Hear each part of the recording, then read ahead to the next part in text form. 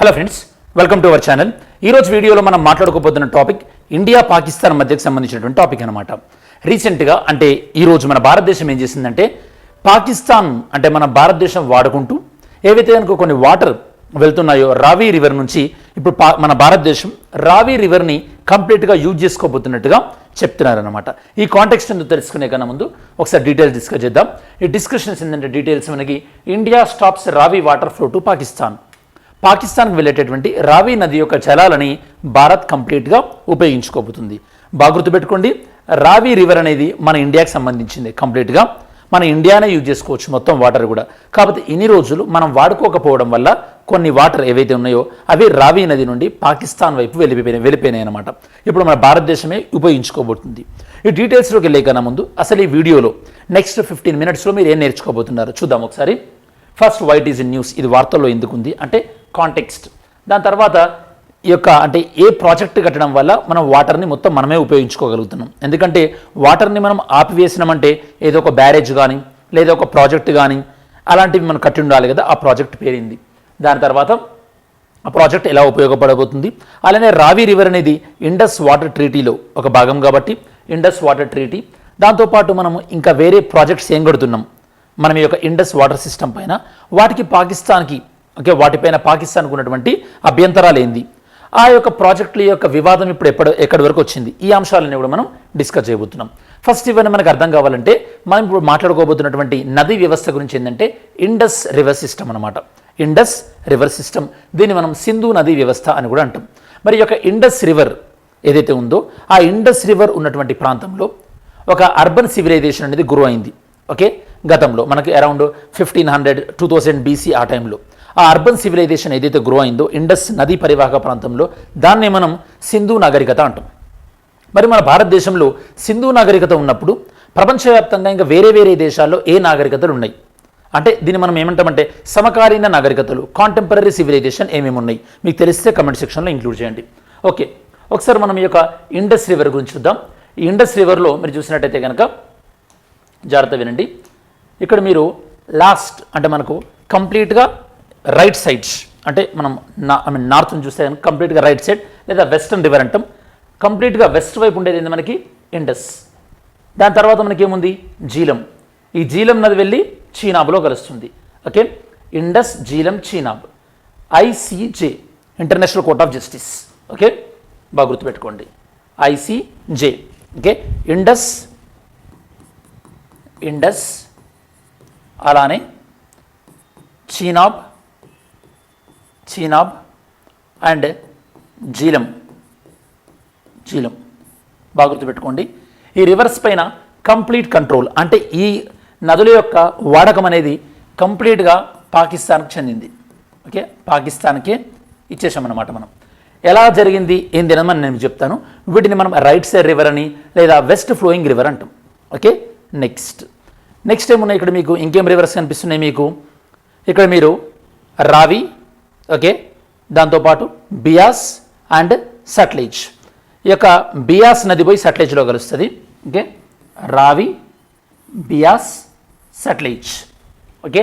రావి, Beas, Sutlej, RBS or SRB you can call it as. So మనకి next Ravi, Beas, Sutlej ఇవి మనకి ఇండియాకి వచ్చినాయి అన్నమాట. ఈ రివర్స్ ఇండియాకి వచ్చినాయి. ఈ అన్ని రివర్స్ పైన ఇవి ఎలాగూ ఇండియాకే ఉన్నాయి.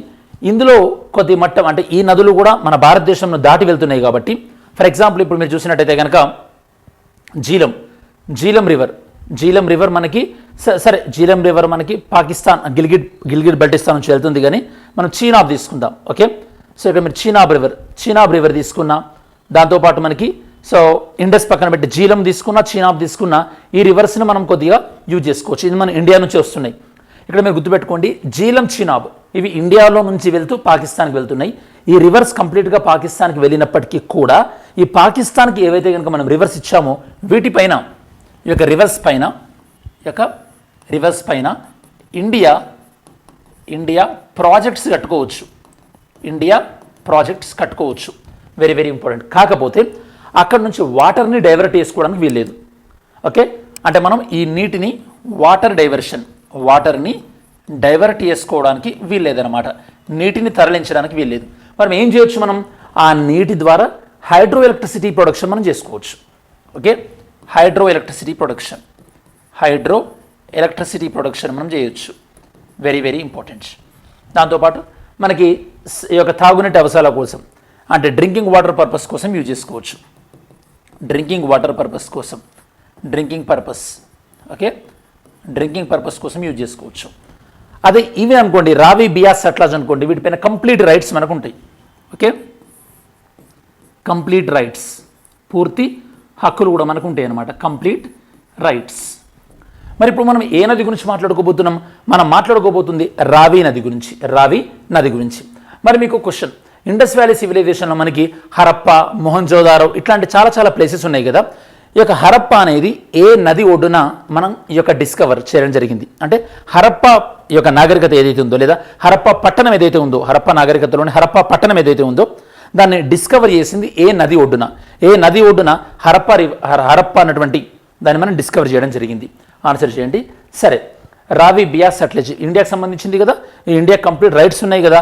ఇప్పుడు ఈ యొక్క ఇన్ని రోజుల వరకు రావి నదిలో ఉన్నటువంటి వాటర్ను మనం కంప్లీట్గా ఉపయోగించుకోకపోవడం వల్ల ఏం జరిగిందంటే ఈ యొక్క రావి నది నుంచి వాటర్ అనేవి పాకిస్తాన్కి వెళ్ళినాయి. ఓకే, ఇది పంజాబ్ స్టేట్ మెయిన్గా ఈ యొక్క వాటర్ పాకిస్తాన్కి వెళ్తుండే. ఓకే, జీరం, చినాబ్, ఇక్కడ మీకు రావి ఉంది కదా. ఓకే, రావి నది నుంచి పాకిస్తాన్కి వాటర్ వెళ్తుండే. ఓకే, ఇది మనకి బియాస్ వెళ్ళి ఎందులో కలుస్తుంది, మీకు సట్లెజ్లో కలుస్తుంది. ఇవి రెండు మనకి ఫర్దర్గా సౌత్ వెళ్ళి ఇండస్లో కలుస్తాయి. ఇప్పుడు ఈ రావి నది పైన మనం ఒక ప్రాజెక్ట్ కట్టుకొని మనం ఇక్కడనే వాటర్ని కంప్లీట్గా యూజ్ చేసుకుంటున్నాం కాబట్టి పాకిస్తాన్కి వాటర్ పోవీయం మనం. ఓకే, అంటే మన వాటర్ మనం కంప్లీట్గా యూజ్ చేసుకుంటున్నాం అనమాట. Very very important. ఓకే, ఆ ప్రాజెక్ట్ ఏందో ఒకసారి మనం చూద్దాం. ఆ ప్రాజెక్ట్ పేరు కూడా మీకు తెలియాలి కదా. ఆ ప్రాజెక్ట్ ఏందో చూద్దాం. ఆ ప్రాజెక్ట్ పేరు ఇక్కడ మీరు చూసినట్టయితే కనుక షాపూర్ కంది ఆ ప్రాజెక్ట్ పేరు. ఈ షాపూర్ కంది మనకి దేనికి సౌత్ ఉంటుంది, రంజిత్ సాగర్ డ్యామ్ లేక్ అని ఉంటుంది మనకి. రంజిత్ సాగర్ డ్యామ్ లేక్ అని అంటే మనకి నేను మీకు ఇందాక చెప్పినట్టు ఇలా రావి నది వెళ్తుంటుంది. ఈ రావి నది వెళ్ళే కన్నా ముందు ఫస్ట్ మనకి రంజిత్ సాగర్ డ్యామ్ లేక్ వస్తుంది. దాని తర్వాత షాపూర్ కంది అనేది వస్తుంది. అంటే ఇప్పుడు షాపూర్ కంది అనేది మనకి ఏ రాష్ట్రంలో ఉంది, మనకి పంజాబ్. ఓకే, షాపూర్ కంది అనేది మనకి పంజాబ్ రాష్ట్రంలో దీన్ని మనం నిర్మించుకోవడం జరిగింది. బార్డర్ అనుకోండి, పంజాబ్కి జమ్మూ కాశ్మీర్కి బార్డర్ అనుకోండి. షాపూర్ కంది యాక్చువల్లీ షాపూర్ కంది ప్రాజెక్ట్ని మనం దీన్ని 1950s 1960స్లోనే అనుకున్నాం స్టార్ట్ చేద్దామని. కాకపోతే పివి నరసింహారావు గారు ప్రధానమంత్రిగా ఉన్నప్పుడు దీనికి ఫౌండేషన్ వేయడం జరిగింది 1992లో. ఇది 10 yearsలో ఫినిష్ చేద్దాం అనుకున్నారు 2002 వరకల్లా.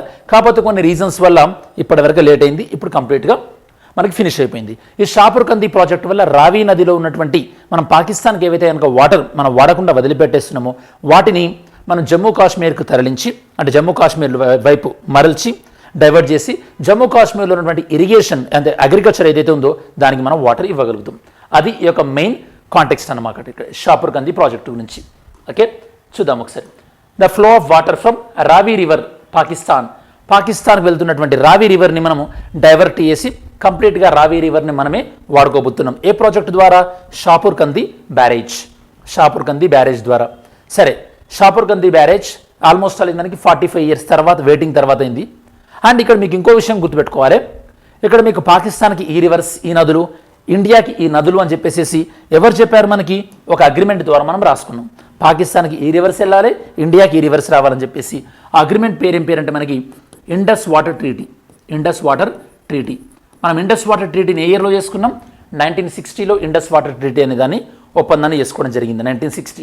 ఈ ఇండస్ వాటర్ ట్రీటీని ఈ ఒప్పందానికి మధ్యవర్తిత్వం మీడియేషన్ వహించింది ఎవరు? మనకి వరల్డ్ బ్యాంక్ మీడియేషన్ వహించింది. దాంతోపాటు ఈ యొక్క అగ్రిమెంట్ ప్రకారం ఈ ఇండస్ వాటర్ ట్రీటీ అనేది సక్రమంగా అమలవుతుందా లేదా అని ఎవ్రీ ఇయర్ అని చెప్పేసి చెక్ చేస్తుంటారు. మీటింగ్స్ జరుగుతాయి. ఇలా ఇండస్ వాటర్ ట్రీటీ సరిగా ఇంప్లిమెంట్ అవుతుందా లేదా అని చెక్ చేసేది ఎవరంటే ఇండస్ వాటర్ కమిషన్ అని ఉంటుంది. కాబట్టి ఇండియాకి పాకిస్తాన్కి మధ్యలో ఇండస్ రివర్ గురించి ఏవైనా డిస్ప్యూట్స్ వస్తే ఫస్ట్ మనం ఇండస్ వాటర్ కమిషన్కి చెప్పాలి. ఇండస్ వాటర్ కమిషన్ దగ్గర ఒకవేళ ఆ డిస్ప్యూట్ అనేది సాల్వ్ అవ్వకపోతే దెన్ ఆ మ్యాటర్ని మనం ఎస్కేలేట్ చేయాల్సి ఉంటుంది. ఆ మ్యాటర్ని ఎక్కడికి తీసుకెళ్ళాలి? వరల్డ్ బ్యాంక్ తీసుకెళ్ళాలి. ఒకవేళ వరల్డ్ బ్యాంక్ దగ్గర కూడా ఆ మ్యాటర్ సాల్వ్ అవ్వలేదు అనుకోండి, అప్పుడు దాన్ని ఎక్కడ తీసుకెళ్లాల్సి ఉంటుంది మనకి? So permanent court of arbitration దగ్గరికి తీసుకెళ్లాల్సి ఉంటుంది. ఈ విధంగా మ్యాటర్ అనేది ఒక లెవెల్ నుంచి ఇంకో లెవెల్కి దాన్ని మనం తీసుకెళ్లాల్సి ఉంటుంది అనమాట. Indus water commission, world bank, దాని తర్వాత పర్మనెంట్ కోర్ట్ ఆఫ్ ఆర్బిట్రేషన్. ఇది ఈ యొక్క వ్యవస్థ అనమాట. Next Indus water benefits. దీనివల్ల ఏం బెనిఫిట్స్ అవుతుంది? జమ్మూ కాశ్మీర్లో ఆబ్వియస్గా మనకి అగ్రికల్చర్కి వచ్చేటటువంటి ల్యాండ్ అనేది పెరుగుతుంది, కాబట్టి వాటర్ సెక్యూరిటీ ఇంప్రూవ్ అవుతుంది, అగ్రికల్చర్ యొక్క ప్రొడక్టివిటీ ఇంప్రూవ్ అవుతుంది, ఎకనామిక్ ఆపర్చునిటీస్ ఆర్థికపరమైనటువంటి ప్రయోజనాలు ఇంప్రూవ్ అవుతాయి, అర్బన్ డెవలప్మెంట్, పట్టణ అభివృద్ధి, దాంతోపాటు హెల్త్ బెనిఫిట్స్ వీటి ద్వారా. అంటే ఎందుకంటే మనకి న్యూట్రిషన్ సెక్యూరిటీ కానీ లేదా సేఫ్ డ్రింకింగ్ వాటర్ కానీ ఇవన్నీ కూడా మనకి జమ్మూ కాశ్మీర్ ప్రజలకి ఉంటాయన్నమాట. ఈ ప్రాజెక్ట్ యొక్క షాపూర్ కంది ప్రాజెక్ట్ ఏ రివర్ పైన? మనకి రివర్ రావి నది పైన. పివి నరసింహారావు గారి టైంలో యాక్చువల్గా దీన్ని స్టార్ట్ అయింది. 2016లో గవర్నమెంట్ ఈ యొక్క రావి, బియాస్, సట్లెజ్ ఈ 3 నదులపైన ఏవైతే కనుక పెండింగ్ ప్రాజెక్టులు ఉన్నాయో ఆ పెండింగ్ ప్రాజెక్టులను ఫినిష్ చేసి మనం ఈ యొక్క 3 నదుల నుంచి ఉండేటటువంటి వాటర్ని మ్యాక్సిమం యూజ్ చేసుకోవాలని చెప్పేసి ఈ ప్రాజెక్టును వేగవంతం చేయడం జరిగింది. ప్రాజెక్ట్ కెపాసిటీ ఎంత? ఈ ప్రాజెక్ట్ కెపాసిటీ మనకి ఆల్మోస్ట్ ఆల్ మనకి సో 206 మెగావాట్స్ ఎలక్ట్రిసిటీని ప్రొడక్షన్ చేయగలుగుతుంది. దాంతోపాటు ఇది ఆల్మోస్ట్ ఆల్ 5000 హెక్టార్స్ పంజాబ్లో, దాంతోపాటు 32,000 హెక్టార్ జమ్మూ కాశ్మీర్లో ఇరిగేషన్ ఇచ్చేటటువంటి కెపాసిటీ అనమాట ఈ యొక్క project capacity. Indus water treaty already మనం డిస్కస్ చేసాం. దాని తర్వాత మనకి ఇండస్ వాటర్ ట్రీటీ ప్రకారము ఇండియాకి ఏంటి, పాకిస్తాన్ కింద డిస్కస్ చేసాం. ఇండస్ వాటర్ ట్రీటీ కన్నా ముందు ఫస్ట్ జమ్మూ కాశ్మీర్తో మనకి ఎలాంటి ఒప్పందం ఉండే? స్టాండ్ స్టిల్ అగ్రిమెంట్ ఉండే. దాని తర్వాత ఇంటర్ డొమైన్ అకార్డ్ 1948 అంటే ఇండియా పాకిస్తాన్ మధ్యలో ఈ అగ్రిమెంట్. దీని తర్వాత మనకి ఇండస్ వాటర్ ట్రీటీ అనేది వచ్చింది. ఇండస్ వాటర్ ట్రీటీ ప్రకారం ఈ యొక్క ఇండస్ రివర్స్ ఏవైతే ఉన్నాయో అందులో పాకిస్తాన్కి వెళ్ళినటువంటి రివర్స్ ఓకే అవే ఎక్కువగా మేజర్ వాటర్ అనమాట ఇండస్ రివర్. కాకపోతే అవి పాకిస్తాన్కి మన జియోగ్రఫికల్గా కూడా మనం వాటిని యూజ్ చేసుకోవడం కూడా అంత ఈజీ ఏం కాదు. కాబట్టి ఇండస్ వాటర్ సిస్టంలో ఓవరాల్గా 80% ఆఫ్ ద వాటర్ మనకి పాకిస్తాన్కి వెళ్ళిపోతుంది.